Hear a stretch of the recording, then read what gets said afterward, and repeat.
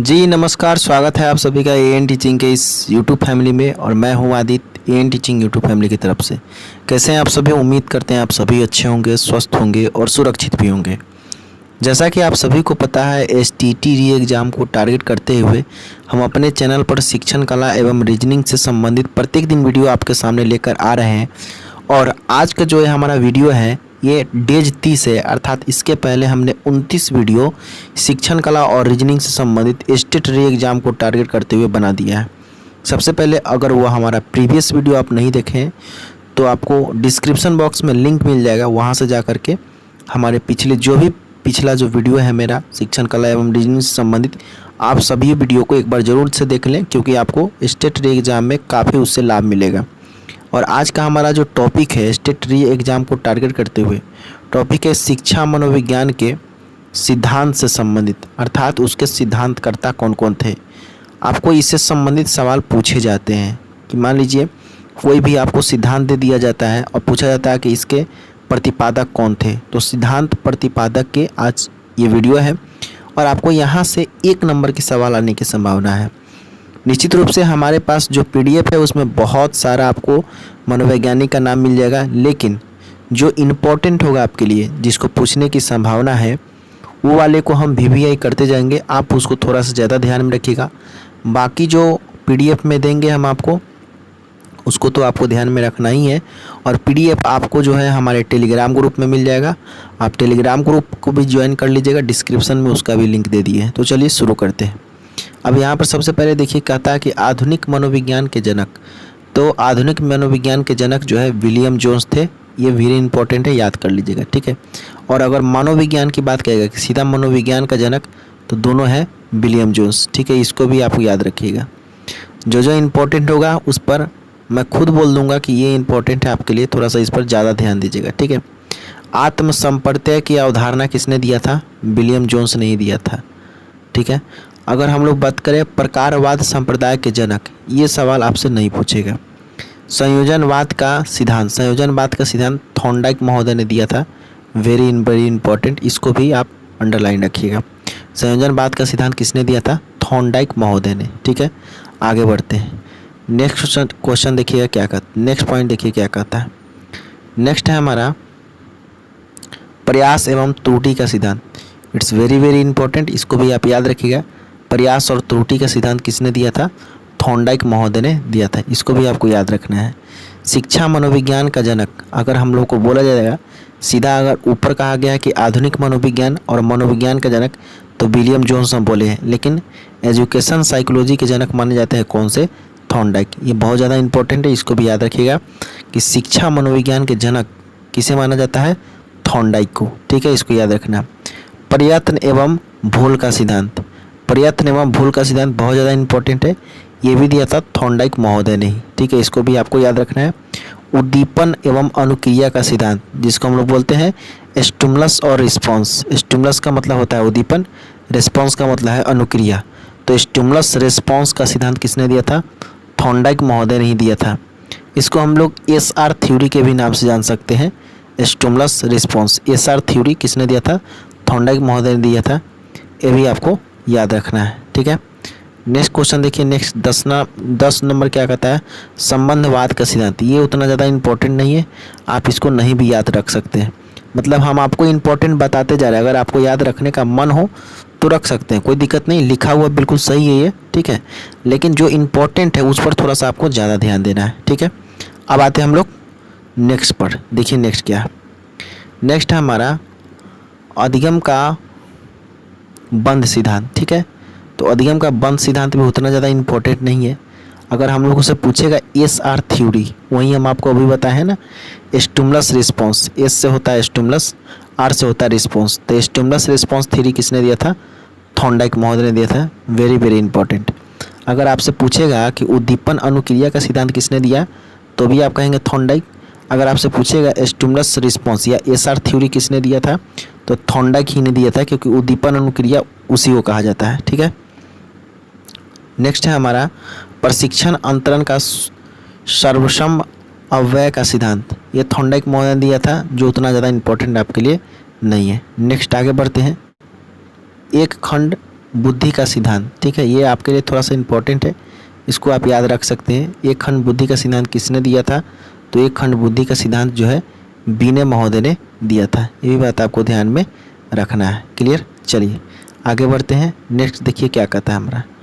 Next है हमारे सामने विकासात्मक मनोविज्ञान के जनक। तो ये बहुत ज़्यादा इम्पोर्टेंट है। मनोविज्ञान में 3 तरह के सवाल अगर आपसे पूछेगा, आधुनिक मनोविज्ञान या सीधा मनोविज्ञान का जनक कौन है, तो आप कहेंगे जीन पियाजे। लेकिन वही कहता है कि शिक्षा मनोविज्ञान का जनक कौन है, तो हम अभी आपको बताएं कौन से। अभी इस वीडियो में हमने बताया है शिक्षा मनोविज्ञान के जगत। देखिए यहाँ पर आपको बताएं हम अभी शिक्षा मनोविज्ञान के जनक कौन, तो थॉर्नडाइक महोदय। ठीक है, अब यहाँ पर आपको जो है सवाल आपसे पूछा हुआ है विकासात्मक मनोविज्ञान के जनक, मतलब डेवलपमेंट साइकोलॉजी के जनक कौन है, तो आप बोलेंगे जीन पियाजे।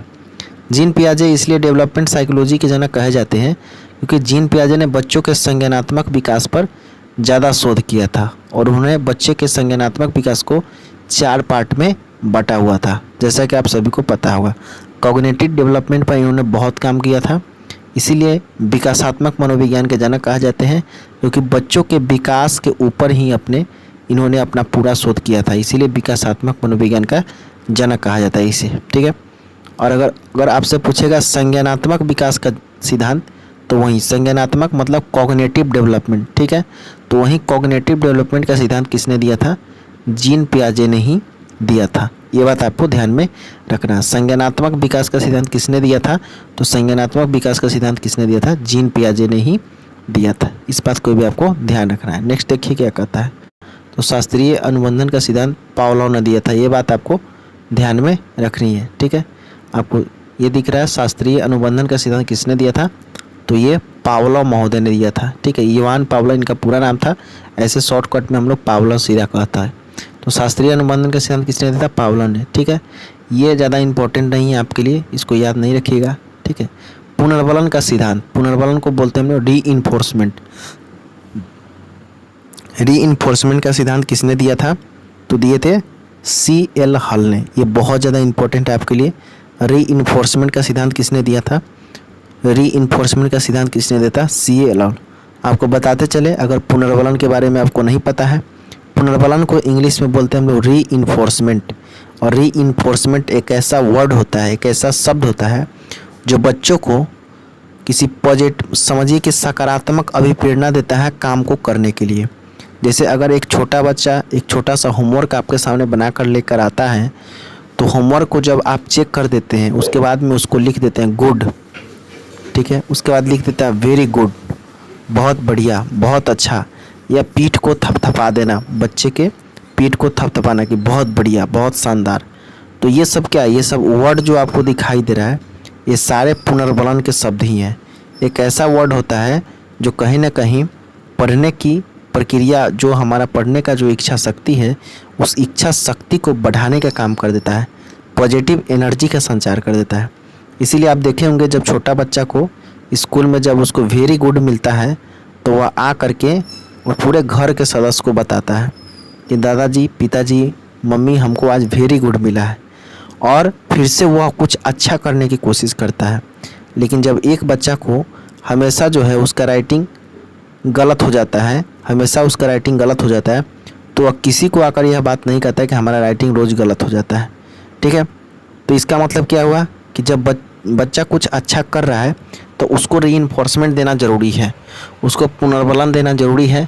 पुनर्बलन से उसमें सकारात्मक ऊर्जा का संचार होता है और काम की करने की प्रवृत्ति, इच्छा शक्ति, प्रवृत्ति बढ़ जाता है। ठीक है, और ये सिद्धांत किसने दिया था?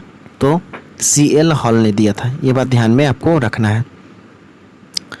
ये वाला इंपॉर्टेंट नहीं है आपके लिए, नहीं भी याद कर सकते हैं। ठीक है, ये भी वाला इंपॉर्टेंट नहीं है आपके लिए, इसको भी नहीं याद कीजिएगा। नेक्स्ट देखिए, आगे बढ़ते हैं।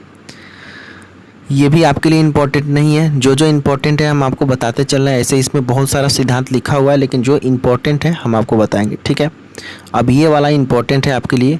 जैसे यहाँ पर हम आपको बताएं कि व्यवहारवादी सिद्धांत। ठीक है, मनोविज्ञान के व्यवहारवादी सिद्धांत, ये वाला याद रखिए। मनोविज्ञान के व्यवहारवादी संप्रदाय के जनक कौन थे?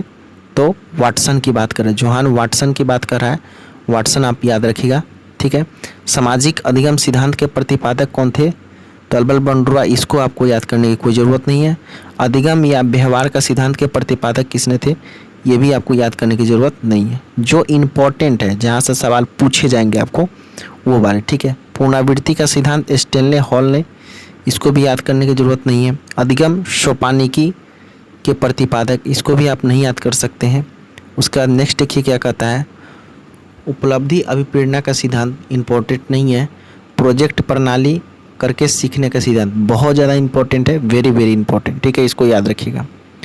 प्रोजेक्ट प्रणाली से करके सीखने का सिद्धांत कौन किया था, जॉन डीवी महोदय ने, ठीक है, ये बात आपको ध्यान में रखना है। प्रोजेक्ट प्रणाली से करके सीखने का मतलब होता है डूइंग बाय लर्निंग, अर्थात बच्चा जो है करके सीखता है। अर्थात कहने का मतलब ये हुआ कि मनोविज्ञान में यह बात कहा गया है कि करके सीखना सबसे अच्छा सीखना होता है। और इस सिद्धांत को लाने का जो काम किया प्रोजेक्ट प्रणाली के अंतर्गत में करके सीखने का सिद्धांत, वो जॉन डीवी ने लाया था, ठीक है, इस बात को आप याद रखेंगे, ठीक है। आगे जो इम्पोर्टेंट है हम आपको बता रहे हैं। नेक्स्ट देखिएगा, अधिगम की अवस्थाओं के प्रतिपादक, अधिगम मनोविज्ञान का जनक, ये सब आपके लिए इम्पोर्टेंट नहीं है। चलिए आगे बढ़ते हैं। आगे देखिए क्या कहता है, सामान्यीकरण का सिद्धांत, यहाँ पर आपको करा है संरचनात्मक अधिगम का सिद्धांत, ये भी आपके लिए इम्पोर्टेंट नहीं है। सामान्यीकरण का सिद्धांत, शक्ति मनोविज्ञान का जनक, अधिगम अंतरण का मूल्य अभिज्ञान का सिद्धांत, भाषा विकास का सिद्धांत, ये आपके लिए इम्पोर्टेंट है, इसको याद रखिएगा। भाषा विकास का सिद्धांत दिया था चॉम्स्की ने, ठीक है, चॉम्स्की ने दिया था भाषा विकास का सिद्धांत, इसको आपको ध्यान में रखना है, ठीक है। अगर हम लोग बात करें तो मांग एवं पूर्ति का सिद्धांत, इसको भी आपको याद रखना, ये भी आपके लिए इम्पोर्टेंट है। मांग एवं पूर्ति के सिद्धांत मोसलो ने दिया था, इस बात को भी आपको ध्यान में रखना है, ठीक है। अभिप्रेरणा का सिद्धांत दिया था मोसले ने, इस बात को भी आपको ध्यान रखना है। ये तीनों आपके लिए बहुत ज़्यादा इम्पोर्टेंट हो जाता है। चलिए आगे बढ़ते हैं हम लोग। प्रोत्साहन का सिद्धांत, प्रोत्साहन को जो है कॉफमैन को याद रखिए, कॉफमैन ने जो है प्रोत्साहन के सिद्धांत को प्रतिपादित किया था, इस बात को ध्यान में रखना है। चलिए आगे बढ़ते हैं। और ये आपके लिए बहुत ज़्यादा इम्पोर्टेंट है, प्रोजेक्ट प्रणाली, प्रोजेक्ट प्रणाली करके सीखने का सिद्धांत जॉन डीवी महोदय ने दिया था, ये भी बात आपको ध्यान में रखना है, ठीक है। नेक्स्ट देखिए क्या कहता है, नेक्स्ट आपके लिए ज़्यादा इम्पोर्टेंट नहीं है। अब हम लोग बुद्धि का सिद्धांत का बात करें तो यहाँ पर आपको ध्यान देना है, बुद्धि का सिद्धांत किसने दिया था, स्पीयरमैन ने। और उसके बाद में आप देखिएगा त्रिआयामी बुद्धि का सिद्धांत, त्रिआयामी बुद्धि का सिद्धांत गिलफोर्ड महोदय ने दिया था, ये भी बात आपको ध्यान में रखना है। और बुद्धि संरचना का सिद्धांत गिलफोर्ड महोदय ने दिया था, ये भी बात आपको ध्यान में रखना है। ये तीनों आपके लिए इम्पोर्टेंट है। आगे बढ़ते हैं। डाल्टन विधि के प्रतिपादक, ठीक है, डाल्टन विधि के प्रतिपादक मिस हेलेन पार्कहर्स्ट, ये बहुत ज़्यादा वेरी वेरी इंपॉर्टेंट है, इसको याद रखिएगा। डाल्टन विधि के प्रतिपादक मिस हेलेन पार्कहर्स्ट, इसको याद रखिएगा।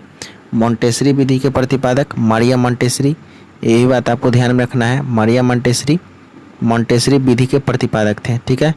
ड्रॉकली विधि के प्रतिपादक आपको याद रखना है ओविड ड्रॉकली, इसको भी ध्यान में रखना है, ठीक है।